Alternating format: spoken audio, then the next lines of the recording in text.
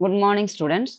நாம இந்த வகுப்புல என்ன பார்க்க போறோம்னா, 6th ஸ்டாண்டர்டு புவியியல் தான் பார்த்துட்டு இருக்கோம். டேர்ம் 3ல ஃபர்ஸ்ட் யூனிட்ல அ டேர்ம் 3ல ஃபர்ஸ்ட் யூனிட்ல தலைப்பு என்னன்னு பார்த்தீங்கன்னா, ஆசிய மற்றும் ஐரோப்பா கண்டத்தினுடைய அதனுடைய அமைப்பு அதை சார்ந்து தான் படிச்சுட்டு இருக்கோம். இப்போ இந்த ஐரோப்பா கண்டத்த வந்து அ பொலிட்டிக்கல் மேப் வந்து நம்ம படிச்சு முடிச்சிட்டோம். பொலிட்டிக்கல் மேப்னா என்னன்னு பார்த்தீங்கன்னா, அதாவது அரசியல் சார்ந்து எப்படி வந்துட்டு அந்த இடத்தினுடைய பிரிச்சு அந்த நாடுகளின் எல்லையை வகுத்து அதுல வந்துட்டு எப்படி வந்துட்டு மக்களை வந்துட்டு ஆம், ஆட்சி செய்யறது, அதாவது மக்களை வந்துட்டு வழி நடத்துறது. ஆனா இது எப்படி இதுன்னு பாத்தீங்கன்னா, அது இயற்கையான முறையில அந்த ஐரோப்பா கண்டம் வந்துட்டு எப்படி அமைஞ்சிருக்குது இதை பார்த்தோம்னா, இந்த ஐரோப்பா கண்டத்தினுடைய அமைப்பு தெரிஞ்சுக்கிட்டோம்னா அப்போ அங்க இருக்கிற மக்கள் வந்து எப்படி இருப்பாங்கன்றது உங்களுக்கு தெரியும்.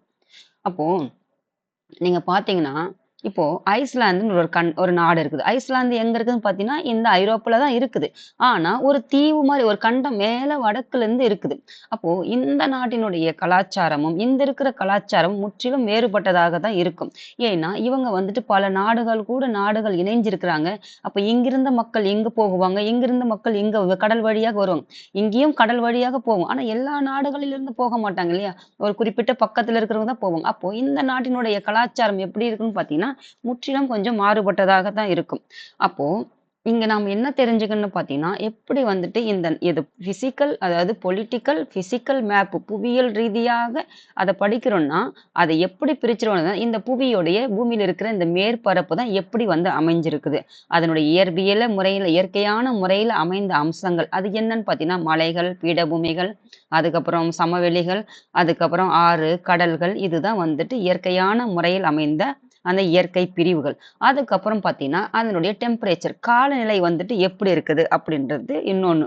அதுக்கப்புறம் பார்த்தீங்கன்னா, அந்த காலநிலை, அந்த நிலத்தினுடைய அமைப்பு இதன் அடிப்படையில் கிடைக்கக்கூடிய இயற்கை வளங்கள்.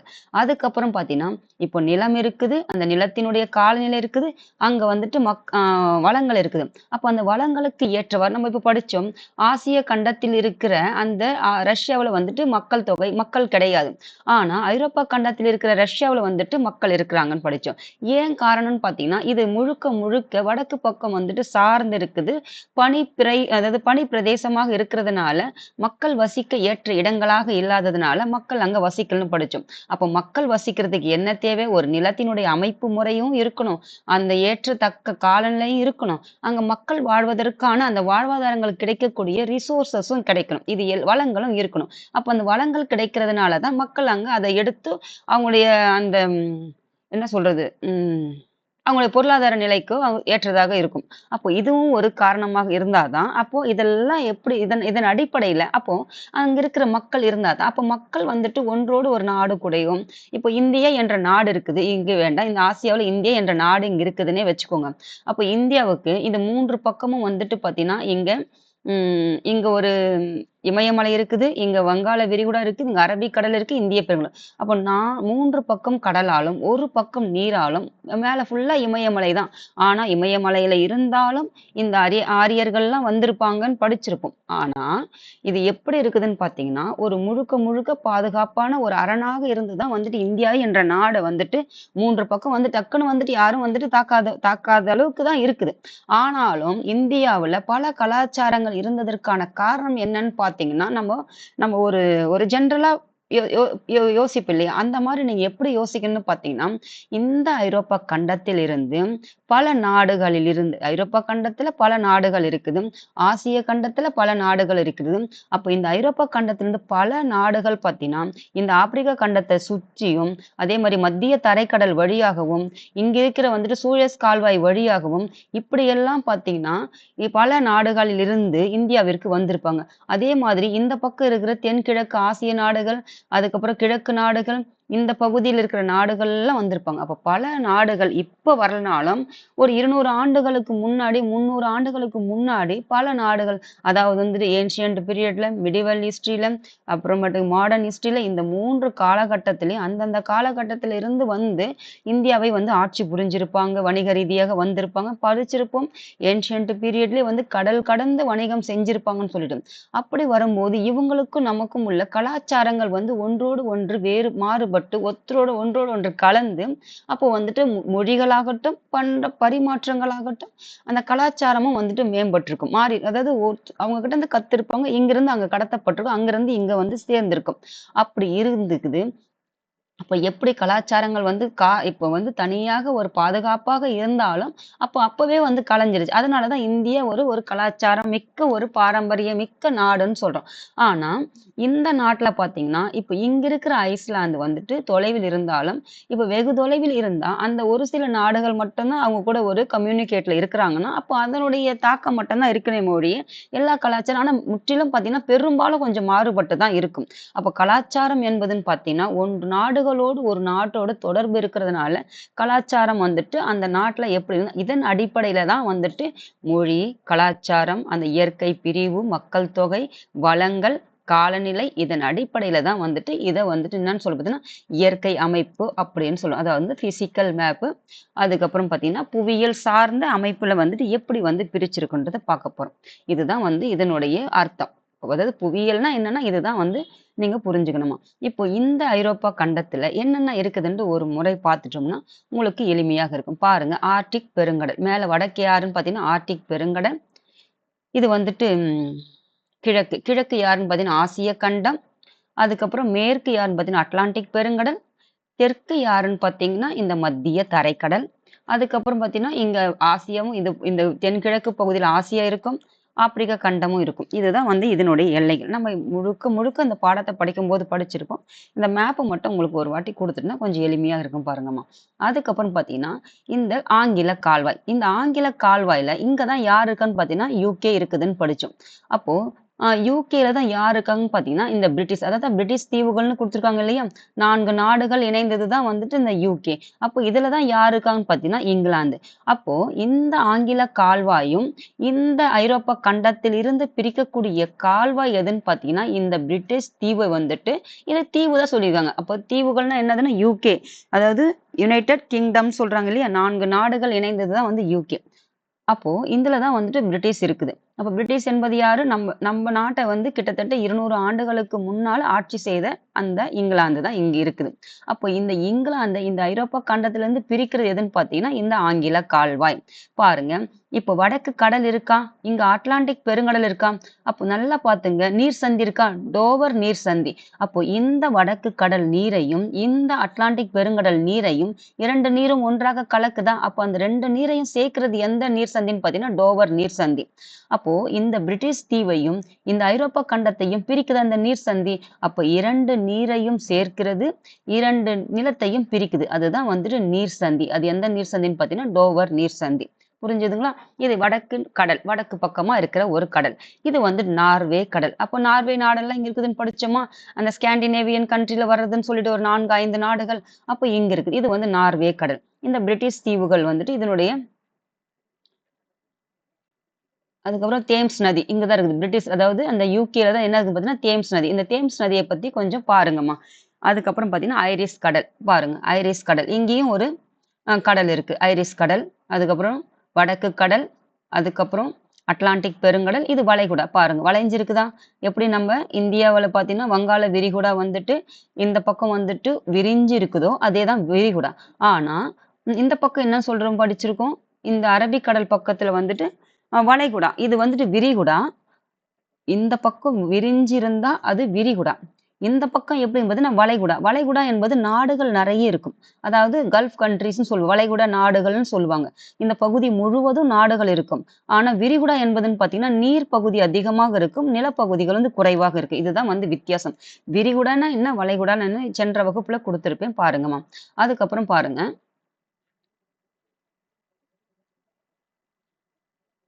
பாருங்க. இந்த தேம்ஸ் நதி. தேம்ஸ் நதியோடைய முக்கியத்துவம் என்னன்னு கொஞ்சம் பாருங்கம்மா. அதுக்கப்புறம் பெனின்சுலா பெனின்ஸ் இது கொஞ்சம் டக்குன்னு ரிவர் ஞாபகம் வரல சட்டுன்னு. இது கொஞ்சம் பாருங்க. பென்னின்ஸும் கேள்விப்பட்ட பெயர், பரிட்சயமான பெயர். ஏன்னா நம்ம பிரிட்டிஷ் பத்தி படிக்கிறோம். பிரிட்டிஷ்ல வந்து நெறைய பேர்கள் வந்து நம்ம பார்த்திருப்போம். அதனால வந்து பெனின்ஸ், அதுக்கப்புறம் இந்த தேம்ஸ் இந்த நதிகள் மட்டும் கொஞ்சம் பாருங்க. ஐரிஷ் கடல், வடக்கு கடல். இத படிச்சுட்டோமா? அதுக்கப்புறம் பிஸ்கே வளைகுடா. இது வந்து வளைகுடா. எங்க இருக்குதுன்னு பார்த்தீங்கன்னா, அட்லாண்டிக் பெருங்கடல் இருக்கிற ஒரு வளைகுடா. அதுக்கப்புறம் ஆங்கில கால்வாய் வந்துட்டு பிரிட்டிஷையும், இந்த ஐரோப்பா கண்டத்தையும் பிரிக்கிறதுன்னு சொல்லிட்டு படிச்சோம். அதுக்கப்புறம் இது ஆப்பிரிக்கா கண்டம். ஆப்பிரிக்கா கண்டத்த பாருங்க. ஆப்பிரிக்கா கண்டத்துல யார் இருக்காங்கன்னா, இங்க மத்திய தரைக்கடல். இதோ வரைக்கும் வருதா மத்திய தரைக்கடல்? இந்த பாடம்லாம் படிக்கக்கூடிய பாடமா? இத நான் எப்படி குடுக்காம மறந்துட்டேன்னு தெரியல. இது பார்க்கணும். இது வந்துட்டு என்னதுன்னா, மத்திய தரைக்கடல். அதாவது மெடிட்டரேனியன் சி. அதுக்கப்புறம் பார்த்தீங்கன்னா, இது வந்து அட்லாண்டிக் பெருங்கடல். அப்போ இது என்னன்னு பார்த்தீங்கன்னா, ஜிப்ரால்டர் நீர் சந்தி. அப்போ இந்த 2 நீரும் சந்திக்குதா? அப்போ ஐரோப்பா கண்டத்தையும், ஆப்பிரிக்கா கண்டத்தையும் பிரிக்கிறது எதுன்னு பார்த்தீங்கன்னா, இங்க என்ன பார்க்கணும்னா, ஐரோப்பாவையும் அதாவது யுகேவையும், ஐரோப்பாவையும் பிரிக்கக்கூடிய கால்வாய் எதுன்னு பார்த்தீங்கன்னா, ஆங்கில கால்வாய். அது கால்வாய். கால்வாய்னா இந்த பகுதியில போறதுக்கு வழி இது. ஆனா, இந்த நீர் சந்தி. இந்த நீரும், இந்த நீரும் சந்திக்குது. இந்த கண்டமும், இந்த கண்டமும் பிரிக்குது. அது வந்து ஜிப்ரால்டர் நீர் சந்தி. அப்புறம் ஜிப்ரால்டர் நீர் சந்தி யார பிரிக்கிறாங்கன்னு பார்த்தீங்கன்னா, ஆப்பிரிக்காவையும், ஐரோப்பாவையும் பிரிக்கக்கூடிய நீர் சந்தி. அதுக்கப்புறம் மத்திய தரைக்கடலையும், அட்லாண்டிக் பெருங்கடலையும் இணைக்கக்கூடிய நீர் சந்தி. தெரிஞ்சுதா? அதுக்கப்புறம் பாருங்க. அதுக்கப்புறம் இது ஆசியா கண்டம். நம்ம இந்தியா இருக்கிற ஆசியா கண்டம். அதுக்கப்புறம் இது வந்து காஸ்பியன் கடல். காஸ்பியன் கடல் ஆ காஸ்பியன் கடல் எங்க வருதுன்னு பார்த்தீங்கன்னா, ஆசியாவிலயும் இருக்கும், ஐரோப்பா கண்டத்திலயும் இருக்கும். கருங்கடலும் பாருங்க, ஆசியாவிலயும் இருக்கும், ஐரோப்பாவிலயும் இருக்கும். இது ஆசியாவுடைய எல்லைகள் தானே. அதுக்கப்புறம் பாருங்க, இந்த கருங்கடலையும், ஏரியன் கடலையும் இந்த 2 கடலையும் சேர்க்கக்கூடிய நீர் சந்தி எதுன்னு பார்த்தீங்கன்னா, யாஸ்பெரஸ் நீர் சந்தி. அப்போ இந்த ஆசியாவையும், ஐரோப்பாவையும் பிரிக்கக்கூடிய நீர் சந்தி எதுன்னு பார்த்தீங்கன்னா, இங்க வந்து பிரிக்கிறது ஜிப்ரால்டர் நீர் சந்தி வந்து ஆப்பிரிக்கா மற்றும் ஐரோப்பாவை பிரிக்கக்கூடிய நீர் சந்தி. ஆசியாவையும், ஐரோப்பாவையும் பிரிக்கக்கூடியது நீர் சந்தி எதுன்னு பார்த்தீங்கன்னா, எ ஆ பாஸ்பரஸ் பாஸ்பரஸ் நீர் சந்தி. இதுதான் வந்து இந்த 2 நீர்களையும், இந்த 2 கண்டங்களையும் பிரிக்குது. 2 நீரையும் இணைக்கிறது வந்து கருங்கடல் மற்றும் ஏரியன் கடலையும். இந்த ஏரியன் கடல் எதுன்னு பார்த்தீங்கன்னா, நீங்க எப்படி புரிஞ்சுக்கணும்னா, எப்படி நம்ப இந்திய பெருங்கடல் இருக்கா? இந்திய பெருங்கடல் இருங்க வரேன். இந்திய பெருங்கடல் இருக்கா இதோ? அப்ப இந்திய பெருங்கடல் கீழ இருக்குதுன்னா, இந்த பக்கம் பே ஆஃப் பெங்கால் இருக்கா? இந்த பக்கம் அரபிக் கடல் இருக்கா? அப்போ இங்கிருந்து அப்போ நீரோட நீர் கலக்கத்தானே செய்யுது. அப்படியேவா நிக்குது? இல்லல்ல. அதே மாரி தான். அந்த கடலினுடைய இப்போ அரபிக் கடல் இருக்குதுன்னா, அரபிக் கடலினுடைய ஒரு தொடர்ச்சியான நீர் பகுதின்னா பல பகுதிகளுக்கும் பரவி இருக்கும். அதே மாதிரி தான் இந்த மத்திய தரைக்கடலுடைய இந்த கடல் வந்து இந்த பகுதியில இருந்தாலும், அதை தாண்டி ஒரு சிறு சிறு தீவுகள் எல்லாம் தாண்டி ஒரு சின்ன நீர் வழியா பெரிய மேப்ல பார்க்கறதுக்கு சின்னது. ஆனா, மற்ற பகுதிகளில் அந்த நீர் பரவும் இல்லையா? அது ஒரு கடலா வந்து இருக்கு இல்லையா? இது வந்துட்டு பெரியது. இது வந்து சின்னது. அப்படி புரிஞ்சுக்கங்க. அதுக்கப்புறம் பாருங்க, அம்மோனியன் கடல். அதாவது மத்திய தரைக்கடல்ல இருக்கிற இன்னொரு சின்ன கடல் தான் பார்த்தீங்கன்னா, அம்மோனியன் கடல். அயோனியன் கடல். அதுக்கப்புறமா ஏரியன் கடல். அதுக்கப்புறம் ஏட்ரியாட்டிக் கடல். இது எல்லாம் எங்க இருக்குதுன்னு பார்த்தீங்கன்னா, இந்த மத்திய தரைக்கடல சுற்றி இருக்கிற பகுதிகள்ல. அதுக்கப்புறம் பார்த்தீங்கன்னா, இது பீடபூமி. சைபீரியன் பீடபூமி. படிச்சோமா? சைபீரியன் பீடபூமி. அதுக்கப்புறம் மத்திய மேசிப், சை பை பைரனீஸ் இதெல்லாம் வந்துட்டு எங்க இருக்குதுன்னு பார்த்தீங்கன்னா, இந்த அந்த இத்தாலி இருக்குதுன்னு படிச்சோம் இல்லையா? இத்தாலி இதோ இங்க வருது பாருங்க. இத்தாலி. இந்த பக்கம். இது எந்த நாடுகள்னு பார்த்தோம்னா, இந்த போர்ச்சுகல், பிரான்ஸ் இந்த நாடுகள்ல வரக்கூடிய பகுதிகள். இது வந்துட்டு இத்தாலி. இது வந்து இதான் வால் மாரி இது இருக்குது பாருங்க. இதுதான் வந்து இத்தாலி. வெசுவிஸ், வெசுவிஸ் நம்ம இதெல்லாம் கேள்விப்பட்ட பெயர்கள். இதெல்லாம் எங்க இருக்குன்னா, வெசுவிஸ் எல்லாம் ஐரோப்பா கண்டத்துல இருக்கிற ஸ்ட்ராம்போலி. ஸ்ட்ராம்போலி என்னன்னு பார்த்தோம், இந்த மாரி மத்திய தரைக்கடலை சுற்றி எரியக்கூடிய ஒரு எரிமலை. அப்போ எப்பொழுதும் அதாவது என்னன்னு படிச்சோம்? கலங்கரை விளக்கம். அதாவது மத்திய தரைக்கடலின் கலங்கரை விளக்கம் எதுன்னு படிச்சோம்? இந்த ஸ்ட்ராம்போலி எரிமலைன்னு படிச்சிருப்போம். அதுக்கப்புறம் பார்த்தீங்கன்னா, ஆ ஆல்ப்ஸ் மலைத்தொடர்ல உயரமான சிகரம் எதுன்னு பார்த்தீங்கன்னா,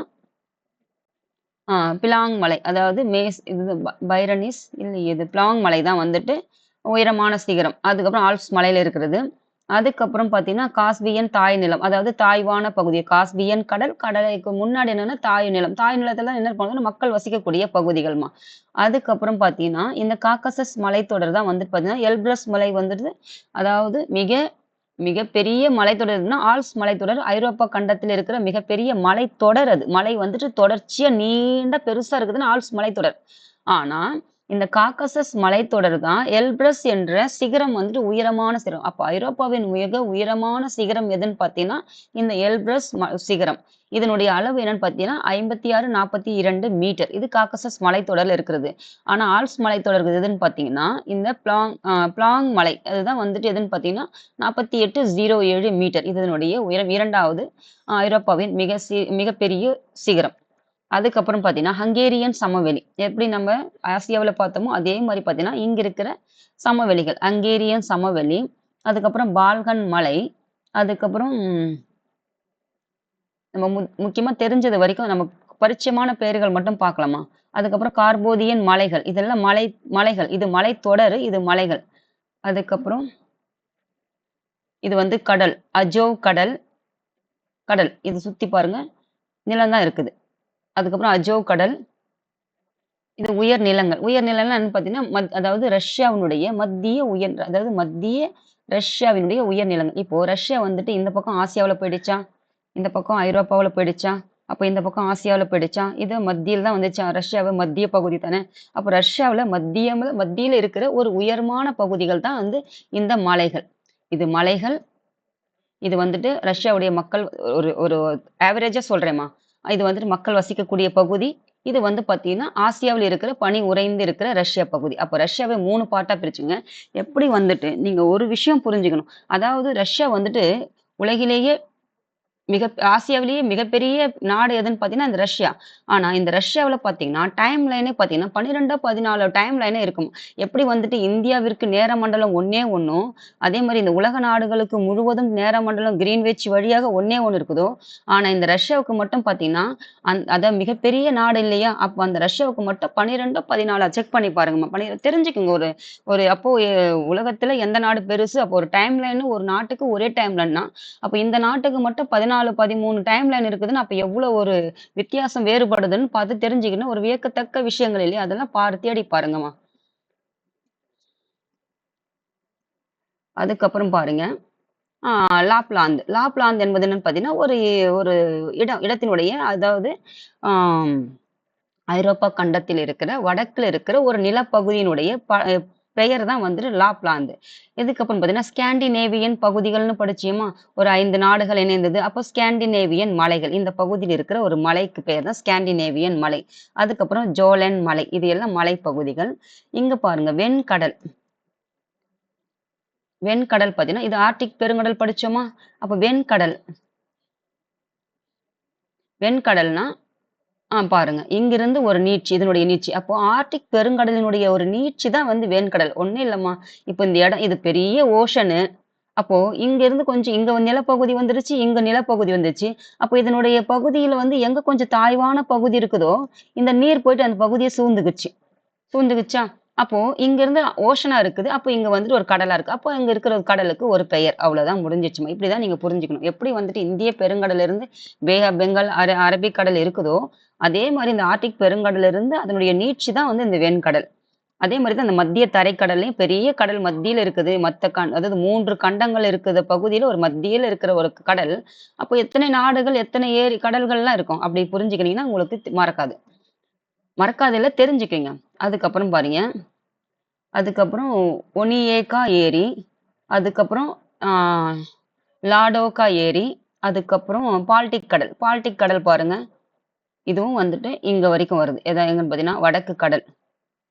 வடக்கு கடல் இருக்கா? அப்போ வடக்கு கடல், இங்க பால்டிக் கடல். இந்த பால்டிக் கடல் பத்தி ஏதோ ஒண்ணு பார்த்தேன்ம்மா. இருங்க பார்த்துட்டு வரேன். பால்டிக் கடல் என்ன படிச்ச மாரி ஏதோ ஞாபகம் வருது. நீங்க பாருங்க. பால்டிக் கடல் பத்தி ஏதோ ஒரு சிறப்பு படிச்சேன்னு நெனைக்கிறது. பால்டிக் கடல் ஆ பால்டிக் கடல் வந்துட்டு அதாவது நன்னீர்ன்னு சொல்லுவாங்க. பால்டிக் கடல் என்பது என்னன்னு பார்த்தீங்கன்னா, அதாவது உப்பே இல்ல பாருங்க. உப்பு ஏன்னு பார்த்தீங்கன்னா, அதாவது நன்னீர் நன்னீர் கடல் நல்ல நீர் இருக்கிறத கடல்ன்னு நெனைக்கிறேன் இது. அதான் வந்து பால்டிக் கடல்னா ஞாபகம் வச்சுக்கோங்க. பாருங்க, தேடி பாருங்க. அதான் நெனைக்கிறேன். அதான் படிச்சேன் நானு. இந்த இதுதான் வந்துட்டு இந்த கடல் கருங்கடல் தான் உப்பு நீர் அதிகமா இருக்குன்னு நெனைக்கிறேன். கருங்கடல். இது பால்டிக் வந்துட்டு உப்பு நீர் இல்லாத நன்னீர் கடல்ன்னு நெனைக்கிறேன் இது. அதுக்கப்புறம் பாருங்க, அவ்வளோதான் இந்த பாடத்துல கார்போதியன் மலைகள், அது ஹங்கேரியன் சமவெளி, வடக்கு ஐரோப்பிய சமவெளிகள். இது சமவெளி. ஐரோப்பாவுடைய வடக்கு சமவெளிகள்.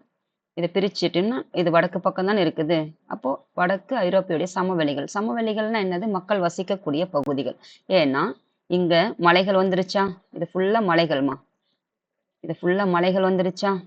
அப்ப இந்த மலைகள், அதாவது ஒரு ஒரு ஆவரேஜா சொல்றேன். அப்போ மத்திய பகுதியில ரஷ்யாவுடைய உயர் நிலங்கள்லாம் மலைகள். அப்ப இங்கிருந்து அது ஆறுகள்லாம் ஓடுதா? அப்ப இங்கெல்லாம் பரவுதா? போயிட்டு இந்த பகுதியில கலக்குதா? அதுக்கப்புறம் இதிலிருந்து பரவிதான் எங்கன்னா இந்த நார்வே அப்படி இருந்து அப்படியே கனெக்ட் தான். ஒரு ஒரு கடலும் போயிட்டு அப்படியே தொடர்ச்சி தானே கண்டி. அப்படி தனித்தனியா எதுவும் வந்து கிடையாது. அப்போ இந்த கடல் அப்போ இங்கிருந்து உருவாகுன ஒரு ஆறு இந்த சமவெளிகள்ல இருந்து பரவி அதுக்கப்புறம் கடல்ல போய் கலக்குதுன்னு படிச்சோம். நீங்க உங்களுக்கு ஒரு விஷயம் நான் நெறைய கொஞ்சம் ஏன் வந்துட்டு ஒரு 10 நாளா உங்களுக்கு வகுப்பு குடுக்கலைன்னா, ஒரு ட்ரிப் ஒண்ணு வெளியில போயிருந்தோம். அங்க பார்த்தேன்னா, இங்க நம்ம என்னெல்லாம் பார்க்குறோமோ, அதையெல்லாம் நான் பார்த்துட்டு வந்தேன். அப்பவே உங்களுக்கு அதெல்லாம் நான் ஒரு வீடியோவா எடுத்து, நம்ம சேனல்ல போடணுன்ட்டு ஒரு ஆர்வம் எனக்கு அப்படி இருந்தது. ஏன்னா, சொல்லுவாங்கல்ல, "யான் பெற்ற இன்பம் பெருக இவ்வையகம்" சொல்லிட்டு. நான் பார்க்க எப்படியெல்லாம் வியந்து பார்த்தேனோ, அத உங்க கூட எல்லாம் பகிர்ந்துக்கணும்னு அவ்வளோ ஒரு ஆர்வத்தோட நான் அவ்வளோ வீடியோ எடுத்து வச்சிருக்கேன். உங்களுக்கு யாருக்காவது வேணும், இந்த ஜியோகிராஃபி நீங்க படிக்க தெரிஞ்சுக்கணும்னா, நீங்க அந்த வீடியோவை பார்த்துட்டு அதாவது கற்று தெரிஞ்சுக்கிறத விட, வாழ்ந்து தெரிஞ்சுக்கிறதுக்கும், பார்த்து தெரிஞ்சுக்கிறதுக்கும் நெறைய வித்தியாசம் இருக்குதுன்னு சொல்லுவாங்க இல்லையா? அதாவது லேர்ன் பண்ணி கத்துக்கிறதுக்கும், அதாவது அந்த பாடத்த நம்ம கத்துக்கிட்டு வர்றதுக்கும், ஒண்ணுத்த பார்த்தோ, அந்த இடத்த போயிட்டு நம்ம அந்த இடத்துல நம்ம வாழ்ந்தோ பார்த்துட்டு அதுக்கும் ரொம்ப வித்தியாசம் இருக்குது இல்லையா? அந்த மாரி ஒரு சூழ்நிலை தான் எனக்கு அது தெரிஞ்சது. அது உங்களுக்கு அப்பவே அத குடுக்கணும் அப்படின்ற ஒரு எண்ணம் அன்னையிலிருந்து எனக்கு உருவாச்சு. நெறைய விஷயங்கள் உங்களுக்கு அத ஷேர் பண்ணணும்னு சொல்லிட்டு, அது எனக்கு தோணிட்டு இருந்தது.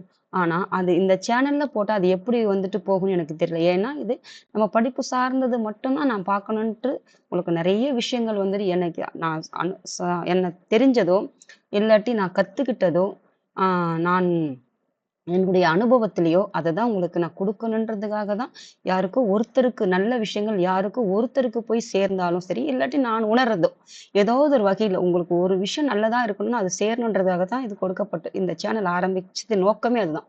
ஆனா, சில விஷயங்கள் நல்ல விஷயங்கள் உங்களுக்கு படிச்ச சம்மந்தம் அதாவது பாடத்தோடு சம்மந்தம் ஏன்னா இப்போ இப்போ ஜியோகிராஃபின்னா என்னதுன்னா, நம்ம வாழுறது. நம்ம வாழ்க்கையில வாழுறது ஒரு இடம் தான் வந்து ஜியோகிராஃபி. அத நீங்க ஒரு வாட்டி நீங்க பார்த்தீங்கன்னு வச்சுக்கோங்களேன், இதனுடைய அதாவது இப்ப நம்ம படிக்கிறோம். எப்படி சொல்றது உங்களுக்கு?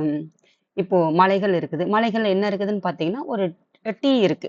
அப்போ ஒரு சமவெளிகள் இருக்குது. அங்க என்ன இருக்குன்னா, நெல்லு, கரும்பு, சோளம் இதெல்லாம் இருக்குது. அதுக்கப்புறம் காடு இருக்குது. காட்டுல என்னெல்லாம் கிடைக்குதுன்னு பார்த்தோம். அப்போ அ சமவெளிகள் இருக்குது. மக்கள் வசிக்கிறாங்கன்னு பார்த்தோம். அதுக்கப்புறம் அந்த கடல்ல போய் கலக்கக்கூடிய அந்த டெல்டா பகுதி இருக்குது.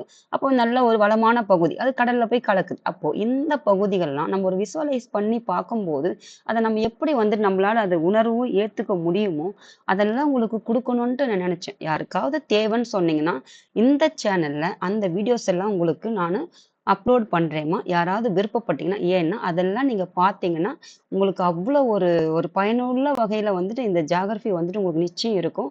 யாராவது வேணும்னா சொல்லுங்க. நான் அந்த வீடியோ வந்துட்டு உங்களுக்கு அப்லோட் பண்றேன்ம்மா. பாருங்க இப்போ. அதுக்கப்புறம் அவ்வளோதான் இது முடிஞ்சிருச்சு இது.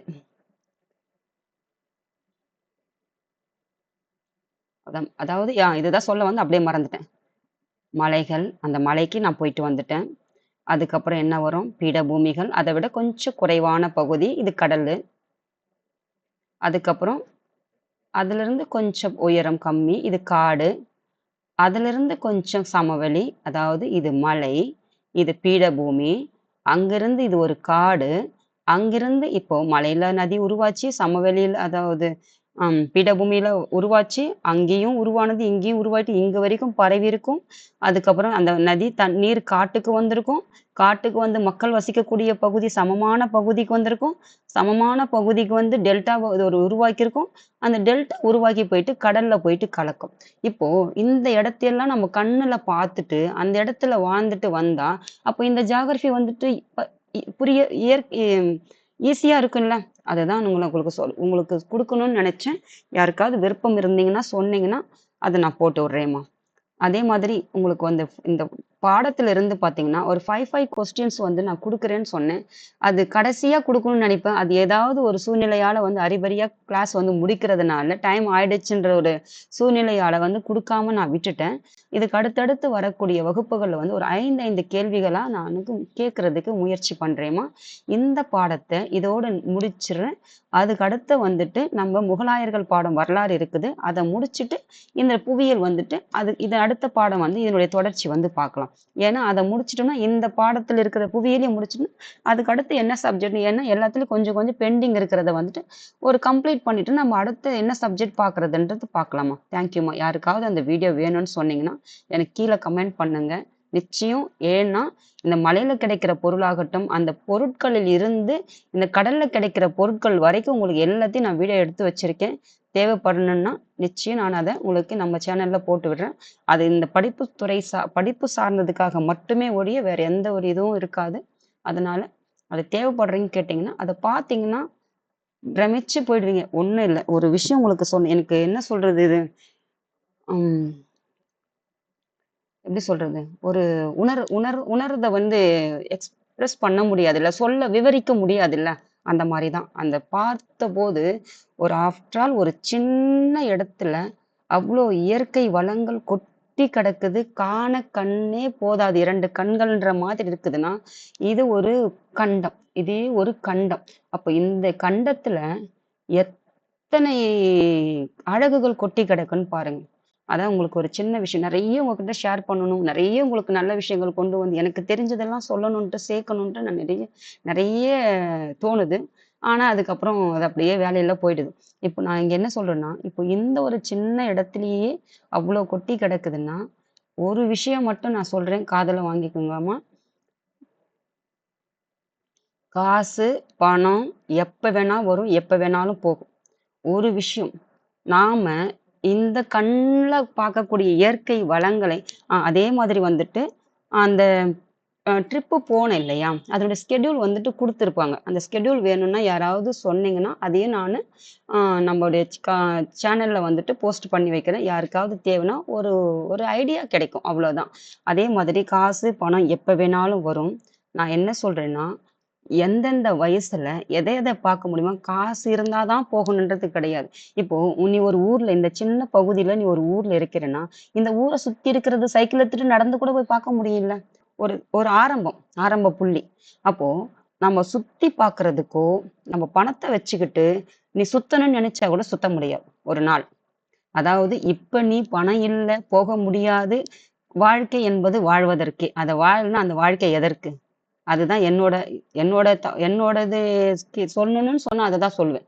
அந்த வாழ்க்கைய நம்ம வாழ வேண்டிய இப்போ ஒரு குழந்தை பருவத்துல இருக்கோமா, குழந்தை பருவத்திலிருந்து அந்த குழந்தையா இருக்கும்போது, அந்த குழந்தையுடைய அந்த ஒரு ம் ஒரு ஒரு மகிழ்ச்சியான தருணங்கள அந்த குழந்தையா அனுபவிக்கலன்னா, அது எந்த வயசுல அனுபவிக்க முடியும்? அதே மாரி தான். இப்ப நம்ம ஒரு மிடில் ஏஜ்ல நீங்க இருந்தாலும் சரி, இப்போ சின்ன வயசுல ஒரு 18 வயசுக்கு மேலருந்து வச்சுக்கோங்க. நீங்க பார்க்குறீங்களா எக்ஸாம்க்கெல்லாம் அதுக்கு மேல தான் பார்ப்பீங்க. அப்ப அந்த வயசுக்குள்ள இருக்கிறதுனா, நீ ஒரு ஒரு ஒரு 30, 40 வயசு ஆன பிறகு நீ பார்க்கணும்னு சூழ்நிலையே வந்தாலும், உனக்கு இப்போ இருக்கிற காலகட்டத்துக்கு நான் வந்துட்டு என்ன சொல்றேன்னா, பிராக்டிகலா சொல்றேன்ம்மா. பிராக்டிகலா என்ன சொல்றேன்னு பார்த்தீங்கன்னா, இன்னைக்கு உள்ள எனக்கு ஒரு தெரிஞ்சவங்க கொஞ்சம் கதையா போயிடும். கேட்டுக்கோங்க. தேவைப்படுறவங்க கேட்டுக்கோங்க.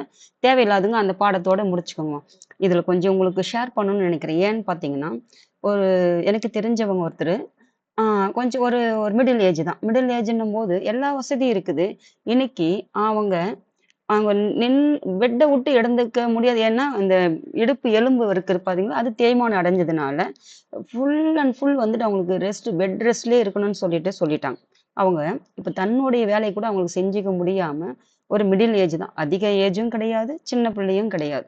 அப்படி ஒரு சூழ்நிலை. ஆனா, அவங்களுடைய ஹெல்த்துக்கு ஒரு ஸ்டெப் கால் கூட எடுத்து வைக்கக்கூடாதுன்ற ஒரு டாக்டருடைய அ சொன்னது. ஆனா, அப்போ இன்னும் வயசு அத்தன இருக்குது. அவங்க என்ன காசு குடுத்தாலும் போய் பார்க்க முடியுமா? முடியாதுல்ல. இதெல்லாம் ஒரு லெசன். அதனால நான் என்ன சொல்றேன்னா, காசு, பணம் எப்ப வேணாலும் வரும். யார்கிட்ட வேணாலும் வரும். ஆனா, வாழ்க்கை என்பது ஒரு முறை மட்டும் தான் வரும். அதை நீ வாழ்ந்து விடணும். அது எங்கேயோ கேள்வி கேட்ட மாதிரி ஒரு வருது அது. அது நான் என்னுடைய இதிலிருந்து சொல்றது இது. ஆனாலும் அது சொல்லும்போது எங்கோ கேட்ட மாரியும் வருது அது. அதனால என்ன சொல்றேன்னா, ஒரு சின்ன சின்ன பிளேஸ் எங்கெல்லாம் உன்ன சுத்தி இருக்கிற பிளேஸ், உன்ன சுத்தி இருக்கிற அந்த உன் ஊர சுத்தி இருக்கிற பகுதிகள், அந்த டிஸ்ட்ரிக்ட் அதுக்கப்புறம் அதுக்கு பக்கத்துல இருக்கிற டிஸ்ட்ரிக்ட், அதுக்கப்புறம் நம்ம தமிழ்நாடு. இப்படி அதுக்கப்புறம் நம்ம ஸ்டேட், அதுக்கப்புறம் இந்தியாவுக்குள்ள எந்த நாடுகளுக்குள்ள இந்தியாவை சுத்தி இருக்கிற நாடுகள், அதுக்கப்புறம் இந்த உலக நாடுகள். இத்தனை இருக்குது. ஏன் நம்ம மோடி ஐயா பார்த்தீங்கன்னா, எல்லா நாடுகளுக்கும் போவார். அதனால தான் அவருக்கு அவ்ளோ நாலேட்ஜ் இருக்குது அது. அதான் உண்மை. அது மாரி நீங்களும் போயிட்டு சின்ன சின்ன விஷயங்கள் அங்கங்க சின்ன சின்ன விஷயங்கள் போயிட்டு கத்துக்கோங்க. போய் பாருங்க. போய் பார்த்துட்டு வாழ்க்கை வந்துட்டு அதாவது இப்ப இருக்கிற காலகட்டத்துக்கு பார்த்தீங்கன்னா, அப்படிதான் இருக்கு இன்னைக்கு. இன்னைக்கு அப்படிதான் போயிட்டுருக்கு. அதனால எந்தெந்த இடத்தெல்லாம் பார்க்கணும்னு நினைக்கிறீங்களோ, பார்க்க வேண்டிய வயசுலயே போய் பாருங்க. வயசு இல்லாதம்போது பார்க்கணும்னு எண்ணம் வந்தாலும் உடலும் ஒத்துழைக்காது. அந்த பணத்த கொண்டு போய் எல்லாத்தையும் செயல்படுத்தவும் முடியாதும்மா. அது பணம் இருக்குதுன்னா எல்லாத்தையுமே வந்துட்டு பணத்தால எல்லாத்தையுமே பார்க்க முடியாது. அதுதான் உண்மை. இப்ப கண் இருக்குதுன்னா, அந்த கண்ணையே சரி பண்ண முடியாத ஒரு சூழ்நிலை. அந்த பணத்தால என்ன பண்ண முடியும்? முடியாதுதானே! அதனால நல்லா எல்லாமே இருக்கும்போது, அந்தந்த குறிப்பிட்ட எந்தெந்த வயசுல என்னென்ன பார்க்க முடியுமோ, அது இப்ப நெறைய பேர் பார்த்தீங்கன்னா, நான் பார்த்த அளவுக்கு பார்க்குறேன்.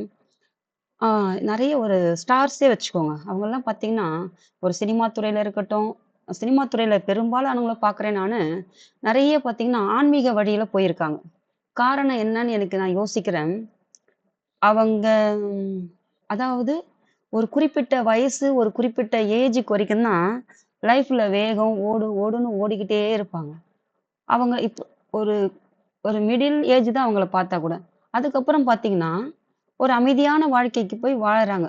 நான் உங்களுக்கு நெறைய சொல்லணும்மா, நெறைய இருக்குது எனக்கு.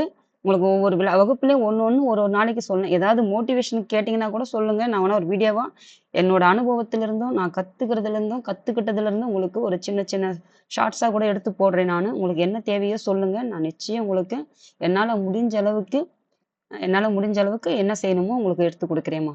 அதனால படிக்கிறத நம்ம வாழ்வியல் சார்ந்து படிங்க. அதே மாரி வாழ்க்கையும் வாழ்ந்துகிட்டே பாருங்க. படிப்பு மட்டுமே, வேலை மட்டுமே, எதுவுமே மட்டுமே கிடையாது. எல்லாமும் சார்ந்தது தான் வாழ்க்கை. அதனால எல்லாத்தையுமே கூட வச்சுக்கிட்டு, எல்லாத்தையுமே வளர்த்துக்கிட்டு அப்படியே கூட அதாவது சொல்லுவாங்க இல்லையா?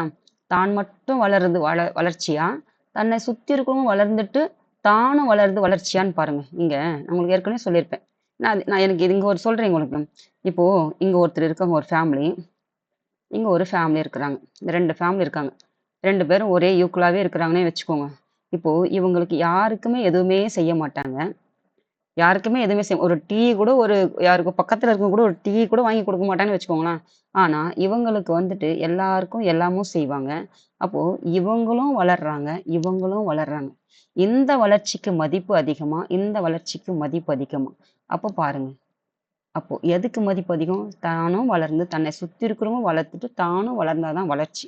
இதுக்கு பேர் வளர்ச்சியே கிடையாது. இந்த மாரி வளர்ச்சிய அது மதிக்கவும் செய்யாதீங்க, மதிக்கவும் மதிக்காதீங்க. என்ன பொறுத்தவரைக்கும் நான் அததான் சொல்றேன். அதனால இப்ப நீங்க வளர்றீங்கன்னா, உங்கள சுத்தி என்னென்ன விஷயங்கள்லாம் நீங்க பார்க்கணுமோ, என்னெல்லாம் அதாவது என்ஜாய்மென்ட்ன்றது வேற. அதாவது பார்க்கறதுக்குன்றது ஒரு விஷயங்கள்லாம் இருக்குது இல்லையா? இந்தந்த வயசுல இந்த இதெல்லாம் அனுபவிக்க முடியுன்ற சில நல்ல விஷயங்கள்லாம் கொட்டி கிடக்குது இல்லையா? அந்த மாரி விஷயங்களையும் பார்த்துட்டு, பயன்பெற்றுட்டு, அது உங்கள வாழ்க்கையிலயும் பின்பற்றதுக்கு ஒரு நல்ல ஒரு பயனுள்ள பாடங்களாக இருக்குன்றது தான் என்னோட கருத்தாக இருக்கும். அதனால இதெல்லாம் போய் பாருங்கம்மா. இந்த மேப் வந்துட்டு உங்களுக்கு நிச்சயம் புரிஞ்சிருக்கும். அப்படி புரியலன்னா, மறுபடியும் நம்ம இந்த பாடத்தெல்லாம் எடுத்திருப்பேன் பாருங்க. அத பார்த்தீங்கன்னா, உங்களுக்கு நல்ல ஒரு டீட்டெயில்டான ஒரு குடுத்துருப்பேன். அதுக்கப்புறம் வீடியோ வேணும்னா சொல்லுங்க. உங்களுக்கு அந்த வீடியோஸ வந்துட்டு நான் போஸ்ட் பண்றேன்ம்மா. Thank you. அடுத்து வந்துட்டு என்ன பாடம் பண்றதுன்னு பார்க்கலாம்.